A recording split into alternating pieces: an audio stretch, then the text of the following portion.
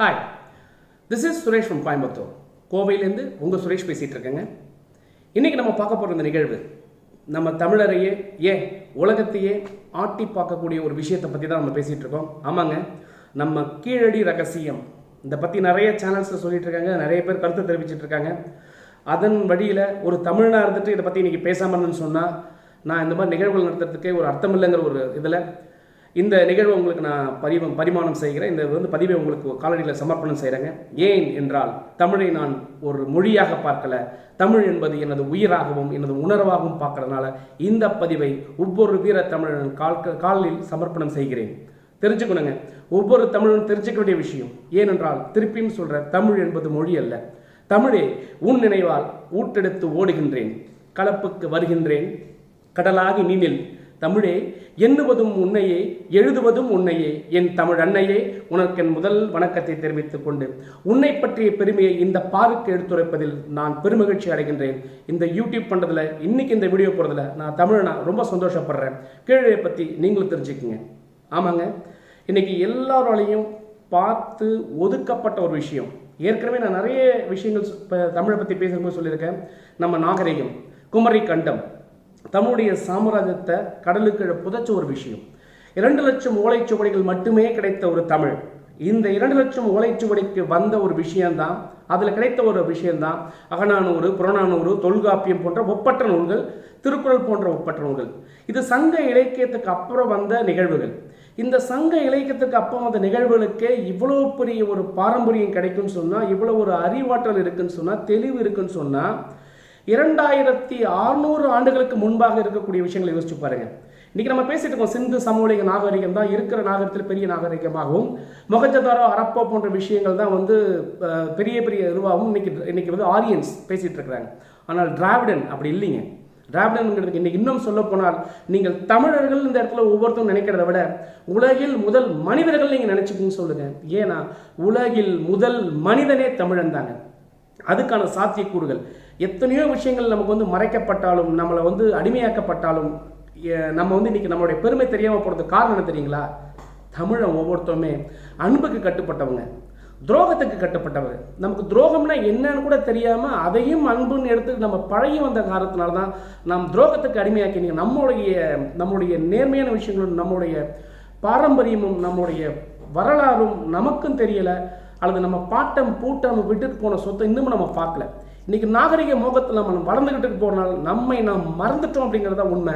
அதுக்கான அந்த சாத்தியத்தை இப்போ எடுத்து கொடுக்குற மாதிரி இந்த கீழடி நிகழ்வு.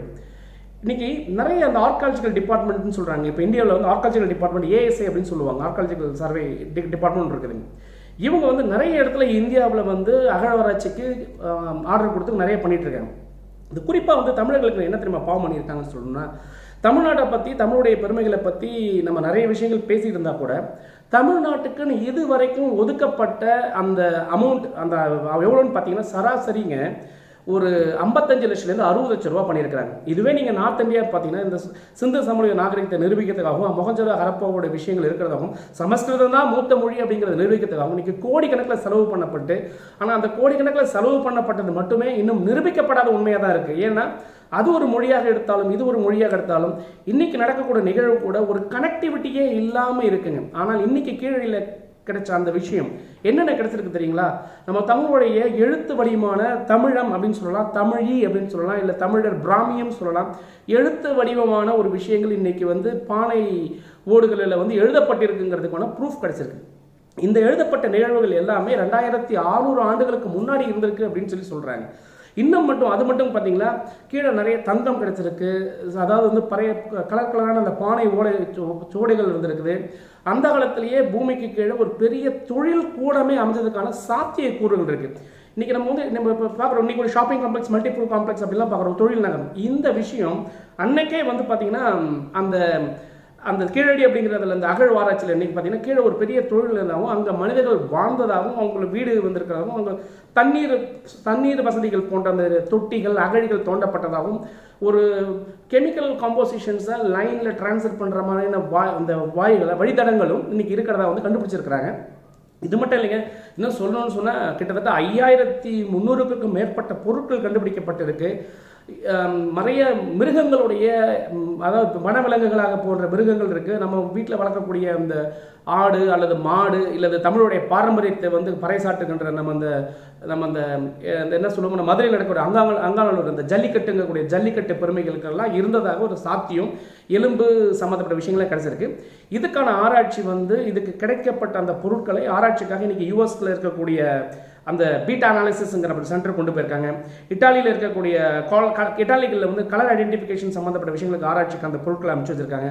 இங்கே புனேயில் இருக்கக்கூடிய ஒரு சில எலும்பு ஆராய்ச்சி சம்மந்தப்பட்ட விஷயங்களுக்கு அனுபவிச்சிருக்காங்க. இந்த மாதிரி கார்பன் 10 பிரின்சிபல் அப்படிங்கிற கான்செப்டில் இதை பற்றின டீட்டெயில்ஸை கண்டுபிடிக்கிறதுக்காக இன்னும் மேற்கொண்டு முயற்சி நடந்துக்கிட்டே இருக்குது. இந்த கிடைக்கக்கூடிய பொருட்களை வைத்து பார்க்கின்ற பொழுது பார்த்தோம்னு சொன்னால் உண்மையிலேயே தமிழர்கள் வந்து சாதாரணமானவர்கள் இல்லைங்கிறதுக்கு நிறைய சாத்தியங்கள் இருக்குங்க.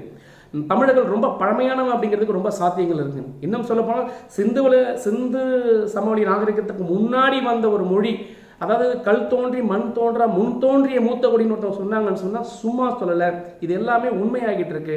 ஆனால் ஏதோ ஒரு காரணத்தினாலங்க இது எல்லாமே புதைக்கப்பட்டிருக்கு.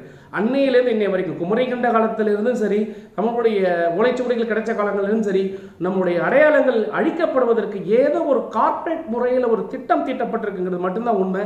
தமிழர்களே, தமிழ் பேசுறதையே இன்னைக்கு நீங்கள் வந்து நாகரிகமாக பார்க்க முடியாத சூழ்நிலைக்கு நீங்கள் மாற்றிட்டீங்க. தமிழ் நம்ம பேசினாலே அநாகரிகம் நினைக்கக்கூடிய சூழ்நிலைக்கு நம்ம மாற்றப்பட்டிருக்குன்னு சொன்னால் நாம் இழந்து விட்டுறோம் அப்படிங்கிறத உண்மை. இந்த நிகழ்வு நடக்கக்கூடாதுங்க. நம்முடைய பாட்டனாகட்டும் பூட்டனாகட்டும் முன்னோர்களாகட்டும் எவ்வளோ பெரிய பெரிய சாத்தியங்களை பண்ணியிருக்கிறாங்க. நிறைய விஞ்ஞானங்களை கொண்டு வந்திருக்கிறாங்க, அறிவியலை கொண்டு வந்திருக்கிறாங்க, மொழியை கொண்டு வந்திருக்காங்கன்னு சொன்னால் இதுக்கெல்லாம் ஒரு முக்கியமான ஒரு நிகழ்வாக தான் இந்த கீழடி ஆராய்ச்சிங்கிறது இருக்குது. கிட்டத்தட்ட 5 ஆண்டு காலமாக இந்த ஆராய்ச்சி 5 ஆண்டு காலமாக இந்த ஆராய்ச்சிகள் ஈடுபடுத்தப்பட்டிருக்கிறோம். இந்த 5 ஆண்டுகளில் வந்து ஏகப்பட்ட அரசியல் பின் விளைவுகள்லாம் இருந்தது. அதை பற்றின விஷயங்களை பேசணும்னு சொன்னால் இந்த வீடியோவை 1 மணி நேரத்துக்கு மேலே நம்ம கடத்தி கொண்டு போக வேண்டிய இருக்கும். இங்கே நான் அரசியல் பேசணுங்கிற கான்செப்டில் வரலைங்க. ஆனால் குறிப்பாக இதுக்கு பின்னாடி ஒரு பெரிய அரசியல் இருக்குங்கிறத மட்டும் நீங்கள் மக்கள் கண்டிப்பாக தெரிஞ்சுக்கணும். ஏனென்றால் தமிழுடைய பாரம்பரியத்தை அழிப்பதற்கான மிகப்பெரிய ஒரு ஒரு குரூப் காத்துக்கிட்டு இருக்காங்கன்னு சொல்லணும். தயவு செய்து தமிழக மாணவர்களை, இதை பார்க்கக்கூடிய ஒவ்வொரு தமிழக மாணவர்களும் உங்கள் உடம்புல ஒரு தமிழ் ரத்தம் அப்படின்னு இருந்துச்சுன்னு சொன்னால் நீங்கள் உங்களுடைய பழமையை தெரிஞ்சு கொள்றதை நீங்கள் வந்து பெருமையாக இருக்கணும். ஏன்னா இன்றைக்கி இது தமிழனுடைய பெருமை அப்படிங்கிறது வந்து தமிழ்நாட்டில் மட்டும் இல்லைங்க, உலகமே பார்க்குற அளவுக்கு பல இடத்துல வந்து தமிழர்களை மதிக்கக்கூடிய விஷயங்களாகவும் தமிழுடைய பாரம்பரியத்தை பார்க்குற விஷயங்களாகவும் இன்றைக்கி அமெரிக்காவில் பார்க்குறோம், இட்டாலியில் பார்க்குறோம், போன்ற பெரும்பெரு நகரங்களில், வியட்நாம் போன்ற பெருநகரங்களில், ஆசிய கண்டங்களில் இருக்கக்கூடிய கிழக்காசிய கண்டங்கள்லாம் இன்றைக்கி தமிழுடைய பெருமையை பேசிகிட்டு இருக்காங்க. ஆனால் தமிழ்நாட்டில் இருக்கிற நம்ம மட்டும் தமிழுடைய பெருமையை நம்ம பார்க்குறது இல்லாமல் இன்றைக்கி தமிழில் பேசக்கூடிய விஷயத்தை வந்து நம்ம ஹாய் ஹலோ இல்லை வந்து ஸ்டைலிஷாக பர்கர் பீஸா அந்த மாதிரி போன்ற கேளிக்கையான விஷயங்களிலும் நாகரிகத்திலையும் நம்ம அடமானம் வச்சுட்டோம் அப்படிங்கிறது மட்டும்தான் உண்மை. இதுலேருந்து நம்மளை கொண்டு வரதுக்கு இன்றைக்கி இந்த ஆராய்ச்சி, கீழடி ஆராய்ச்சின்னு சொல்லக்கூடிய இந்த ஆராய்ச்சி சரியாக அந்த வைகை நதிக்கரை ஓரம் ஆரம்பிக்கப்பட்ட இந்த ஆராய்ச்சிங்க ஏன் குறிப்பாக நதிக்கரை ஓரம் கொண்டு வந்தாங்க, இந்த ஆராய்ச்சியை தொடங்க ஆரம்பித்தாங்கன்னு சொன்னால் தமிழுடைய பாரம்பரியமான மனிதர்கள் எப்போவுமே வந்து இந்த அதாவது தண்ணீர் சார்ந்த இடங்களில் வாழ்ந்திருப்பாங்களுடைய ஒரு கோட்பாடு இருக்குது. அந்த கோட்பாடுக்கு கீழே இன்னைக்கு இந்த ஆராய்ச்சி பண்ணப்பட்டிருக்கு. ஒரு வைகை நதிக்கரைக்கு கீழே இவ்வளோ பெரிய விஷயங்கள் கிடைச்சிருக்குன்னு சொன்னால் தமிழ்நாட்டில் இருக்கக்கூடிய அனைத்து நீர் ஆதாரங்களுடைய பின்விளைவுகளை தேடி போய் அதை பற்றின அகழ் ஆராய்ச்சிகளை கொண்டு வரீங்கன்னு சொன்னால் கண்டிப்பாக உலகம் நம்மளை பார்த்து மயங்கக்கூடிய அல்லது வியக்கக்கூடிய பல நிகழ்வுகள் நடத்த இருக்கலாம். ஆனால் ஏதோ ஒரு காரணத்தினால நம்ம முடக்கி வச்சிருக்காங்கிறது தான் உண்மை. இதுக்கு குறிப்பாக சொல்ல போனோம்னா, இன்னும் சொல்ல போனால் இன்றைக்கி நார்த் இந்தியா, நம்ம இந்தியா பொதுவாக நம்ம எல்லோரும் இந்தியரும் என்று எடுத்துக்கொண்டாலும் கூட எல்லாம் இந்தியர்கள் என்றால் இந்தியாவுக்குள்ள தான் தமிழ்நாடு இருக்கிற போது தமிழன் பெருமைப்படும் போது இந்தியாவும் பெருமைப்படுதுங்கிறத ஏன் ஏற்றுக்க மாட்டாங்க அப்படிங்கிறதான் தெரியல. நம்ம ஒதுக்கப்பட்டு இன்னைக்கு வந்து மொழி திணிப்பு, ஹிந்தியை வந்து நல்ல ஒரே மொழியாக கொண்டு வரணுங்கிற அந்த துடிப்பு, இன்னும் சொல்ல போனால் அந்த சமஸ்கிருதம் போன்ற மொழிகளுக்கு கொடுக்கக்கூடிய அந்த இம்பார்ட்டன்ஸை ஏன் 2600 ஆண்டுகள், அதாவது கிறிஸ்து பிறப்புக்கு முன்னாடி இருந்த பாரம்பரியமுடைய இந்த மொழிக்கு ஏன் கொடுக்கப்படவில்லை? ஏன் வந்து இன்னைக்கு நடக்கக்கூடிய அரசியலாக இருக்கட்டும் அல்லது பெருமனிதர்களாகட்டும் அல்லது யாராக ஆகட்டும் ஏன் இதுக்கான முயற்சி எடுக்கலைங்கிற ஒரு விஷயத்தை நம்ம யோசிச்சு பார்த்தோம்னு சொன்னால் உண்மையிலே மனசு ரொம்ப வேதனைப்படுதுங்க. இன்னைக்கு கீழடி மட்டும் இல்லைங்க, கீழடியை சார்ந்த கீழடி, கொந்தகை, மணலூர், அகரம் போன்ற எல்லா ஊர்களையும் இன்னமும் இந்த ஆராய்ச்சிகள் வந்து ஈடுபடுத்தணும். இந்த தொல்பொருள் விஷயங்கள் கண்டுபிடிக்கணும். தமிழுடைய பாரம்பரியத்தை வெளியில் கொண்டு வரணும். இந்த தமிழர் பற்றின ஒவ்வொரு விஷயங்களும் ஒவ்வொரு புக்லையும், அரசு புக்குகள், அதாவது அது என்சிஆர்டி புக்காக இருக்கலாம், இல்லை இன்டர்நேஷனல் சிலபஸாக இருக்கலாம், இல்லை தமிழக சார்ந்த ஒரு அரசு சம்மந்தப்பட்ட தமிழ்நாடு அரசு கொடுக்கக்கூடிய சிலபஸாக இருக்கலாம். ஒவ்வொரு மனிதனுக்கும் வரக்கூடிய ஒவ்வொரு தமிழனுக்கும் இது சம்மந்தப்பட்ட விஷயங்களை கொண்டு போகணுங்க. அதாவது உதவாது இனி ஒரு துளி, நல்லா புரிஞ்சுங்க, உதவாது இனி ஒரு துளி தாமதம், உடனே விழித்துக்கொள் தமிழா. கண்டிப்பாக தமிழர்கள் விழித்து கொள்ள வேண்டும். தமிழர்களுடைய பாரம்பரியம் மதிக்கப்பட வேண்டும். நம் தமிழர்களுடைய பாரம்பரியத்தை உலகம் பார்க்க வேண்டும், பாராள வேண்டும் தமிழர்கள்.